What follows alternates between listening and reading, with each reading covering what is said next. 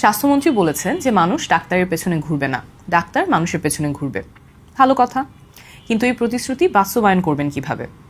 ওনার এই কথাটা আমরা দুইভাবে দেখতে পারি। একটা হতে পারে মন্ত্রী মহোদয় বোঝাতে চান যে দেশে এত এত ডাক্তার তৈরি করা হবে যে মানুষকে আর দূরে যেতে হবে না। কিন্তু এটা কি সম্ভব? চলুন বাস্তবতাটা দেখি।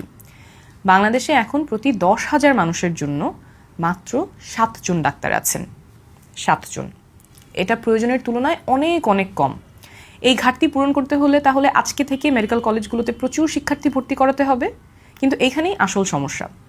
একজন শিক্ষার্থী যদি আজকেও মেডিকেল কলেজে ভর্তি হন, তাকে 5 বছর ধরে এমবিবিএস পড়তে হবে, তারপর 1 বছর ইন্টার্নশিপ করতে হবে, অর্থাৎ কমপক্ষে 6 থেকে 6.5 বছর এমবিবিএস করতেই চলে যাবে।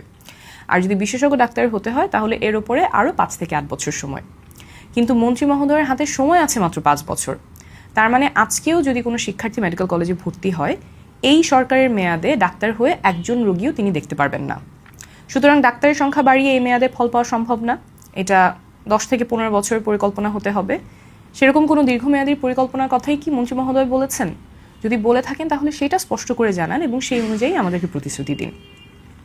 আরেকভাবে ওনার এই কথাটা আমরা দেখতে পারি, যদি মন্ত্রী মহোদয়ের উদ্দেশ্য হয় যে শুধু রোগ হলে চিকিৎসা না, বরং রোগ হওয়ার আগেই ডাক্তার মানুষের কাছে পৌঁছাবে, গ্রামে গ্রামে মানুষের কাছে যাবে, প্রতিরোধমূলক কার্যক্রমের উপরে জোর দেওয়া হবে, তাহলে এটা খুবই ভালো পরিকল্পনা। কিন্তু সেখানেও প্রশ্ন কম নয়।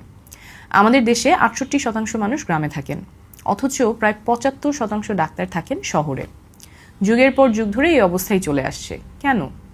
একজন ডাক্তার ঢাকায় বসে প্রাইভেট প্র্যাকটিস করলে মাসে যা আয় করেন, উপজেলা স্বাস্থ্য কমপ্লেক্সে সরকারি চাকরি করলে তার থেকে অনেক কম উপার্জন করেন। গ্রামে সন্তানের জন্য ভালো স্কুল নাই, পেশাগত উন্নতির সুযোগ কম, দক্ষতা বাড়ানোর সুযোগ কম, নিরাপত্তারও অনেক ঝুঁকি আছে। এগুলো সহ আরও অনেক কারণে অনেক উপজেলা স্বাস্থ্য কমপ্লেক্সে পদ অনুমোদিত থাকলেও সেই পদে ডাক্তার নাই। তাহলে মন্ত্রী মহোদয় যদি সত্যিই ডাক্তারকে মানুষের দোরগোড়ায় নিয়ে যেতে চান, শুধু নির্দেশ দিলে হবে না। ডাক্তারের জন্য গ্রামে থাকাটাকে আকর্ষণীয় করে তুলতে হবে। মানসম্পন্ন সরকারি বাসস্থান দিতে হবে, গ্রামে কাজ করলে পদোন্নতিতে সেটা বিবেচনায় নিতে হবে, নিরাপত্তা নিশ্চিত করতে হবে, প্রয়োজনে বিশেষ গ্রামীণ ভাতা দিতে হবে। আর শুধু ডাক্তার না, nurse, midwife, paramedic, technologist, pharmacist, community স্বাস্থ্যকর্মী সবার জন্য ব্যবস্থা নিশ্চিত করতে হবে। এসব বাস্তবায়নের পথরেখা কি? সুনির্দিষ্ট পরিকল্পনা আছে? কতদিন সময় লাগবে? আরেকটা প্রশ্ন, মন্ত্রী মহোদয় তার নিজের নির্বাচনী এলাকায় একটা মেডিকেল কলেজ, হাসপাতাল এবং 2টা আইসিইউ স্থাপনের ইচ্ছার কথা জানিয়েছেন। দেশের প্রত্যেকটা কোনায় মানুষের সুচিকিৎসা পাওয়ার অধিকার নিশ্চিত হোক, এটা আমরা সবাই চাই।